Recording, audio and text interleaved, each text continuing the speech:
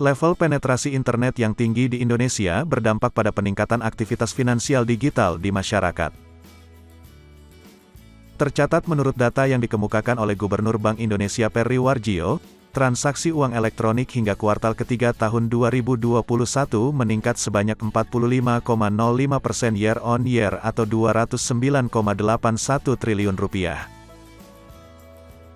Diproyeksikan pula bahwa jumlah tersebut akan meningkat menjadi Rp248 triliun untuk keseluruhan tahun 2021.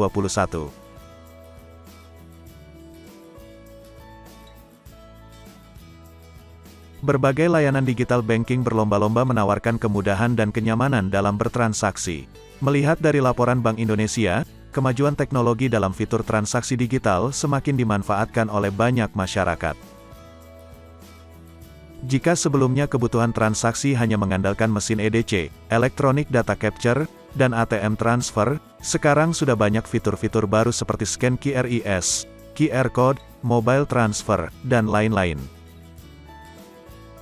Meski demikian, masyarakat harus tetap waspada akan bahaya transaksi digital yang semakin marak, karena setiap kemajuan teknologi akan selalu dibarengi dengan ancaman cyber yang kian meningkat.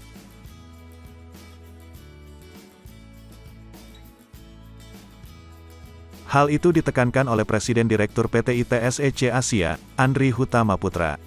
Saat ini kita menghadapi era kemajuan teknologi yang semuanya serba digital.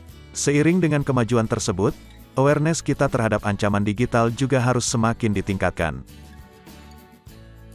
Lebih lanjut, Andri mengatakan bahwa masih banyak masyarakat yang belum memahami akan bahaya serangan digital terutama di kehidupan finansialnya.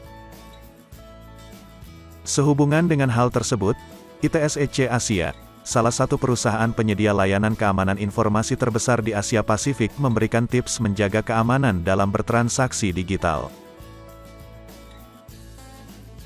Pertama, jaga kerahasiaan data. Data-data rahasia yang tidak boleh dibagikan seperti PIN, password, kode OTP, authentication code, dan lainnya merupakan pintu masuk ke dalam informasi rahasia yang kita miliki. Jangan mengetik password atau kode rahasia dalam bentuk lainnya di muka umum. Pastikan tidak ada orang lain yang mengamati pada saat kita melakukan hal tersebut.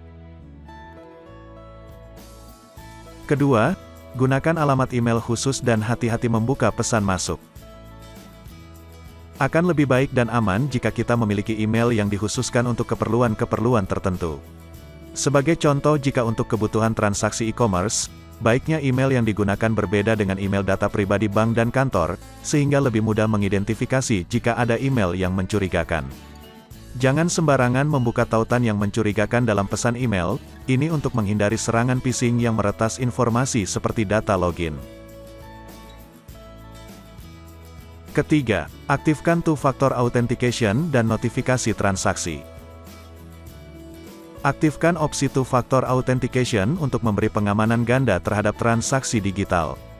Two-factor authentication dapat memberi lapisan ekstra pengamanan terhadap transaksi digital, melalui pengiriman kode verifikasi atau kode OTP ke nomor telepon sebelum transaksi terjadi.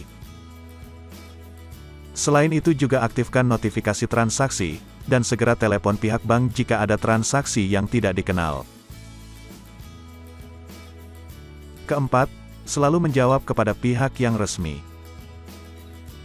Merespon nomor yang tidak dikenal bisa jadi awal mula kita terkena serangan cyber. Banyak masyarakat yang masih mudah tertipu akan penawaran ataupun modus-modus lainnya yang didapat baik dari SMS, email, ataupun percakapan langsung melalui telepon.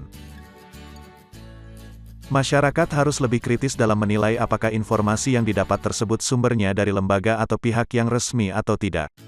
Jangan mudah menjawab atau memberikan informasi kepada pihak yang tidak dikenal atau bukan dari lembaga resmi. Kelima, triple cek siapa rekan transaksi kita. Sebelum membeli atau mentransfer sesuatu, usahakan agar kita sudah merasa yakin. Seperti contoh, penipuan yang memanfaatkan akun korban yang dihack.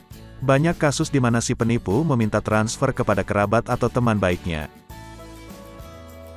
Jika kita mengalami hal tersebut, cek kembali ke orang-orang di sekitarnya apakah benar teman atau rekan kita yang meminta transfer atau orang lain. Begitu halnya dengan transaksi di e-commerce. usahakan membeli dari e-commerce yang terpercaya dan juga cek review terlebih dahulu sebelum membeli barang. Keenam, selalu ganti password atau PIN secara berkala. Untuk mencegah kode akses kita mudah diketahui oleh orang lain, usahakan kita mengganti kode akses kita dalam jangka waktu tertentu. Hal ini guna mencegah agar pihak lain bisa mengakses informasi yang kita miliki. Buat kode akses yang terdiri dari kombinasi huruf kapital, angka, dan simbol agar kode akses kita tidak mudah ditebak. Terakhir, jika menggunakan kartu kredit, gunakan limit yang rendah. Kartu kredit merupakan salah satu layanan perbankan yang rawan untuk disalahgunakan oleh pihak-pihak yang tidak bertanggung jawab.